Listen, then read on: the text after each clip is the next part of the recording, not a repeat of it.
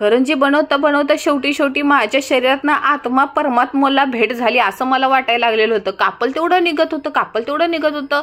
आयुष्यपत शेवटचा घाणा राहिलेलं होतं. बयो ह्या तिघीजण म्हणजे मॅक्सीमध्ये सॅक्सी ह्या तिघीजण माझ्या मदतीला होत्या म्हणून बरं झालं. एक माझी भाऊज, माझी सख्खी जाऊबाई आणि मावस जाऊबाई.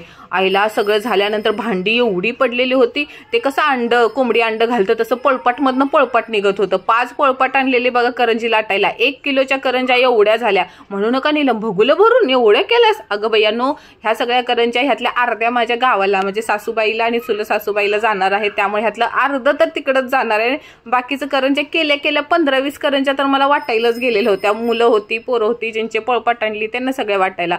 लहानपणी किती मजा यायची. मम्मी कधी करणार करंजी, गरमागरम करंजी खायला खूप मजा यायची. आणि आता बनवली ना टेस्ट पण करू वाटत नाही. म्हटलं चल चहा बरोबर खावं, कारण का दिवाळीचा आवडता पदार्थ माझा चहा आणि करंजी. आहा, एकदम संपेपर्यंत शेवटची करंजी मीच संपवते बघा. मला लहानपणीच आठवते माझी आजी म्हणजे मामाकडे आहे ना, ते पिंप असतो ना पाण्याचा, तेवढ्या भरून करंज्या होतात. आणि इथे 1 किलो करंजी बनवायला एवढा कंटाळा आलेला होता.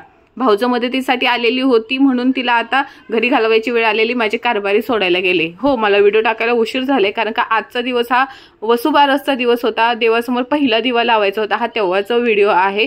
मी नुकतीच म्हणजे कालच कामधेनू खरेदी केलेली, काहीतरी 150 रुपयाला मला पडली, पण सुंदर भेटली ना. त्याच्यावरती राधाकृष्ण पण होते.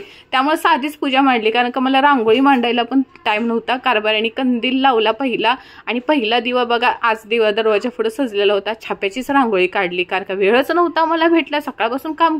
आणि एक छोटीशी घंटी होती, ती कामधेनूच्या गळ्यात घातली आणि एक सुंदर असा दिवा सजवला. आणि आजची ताजी पहिला माझा फराळ झालेला होता. पहिला दिवा लागलेला होता आणि कामधेनूला करंजीचा नैवेद्य दाखवला. आणि दिवाळीला आजपासून सुरुवात.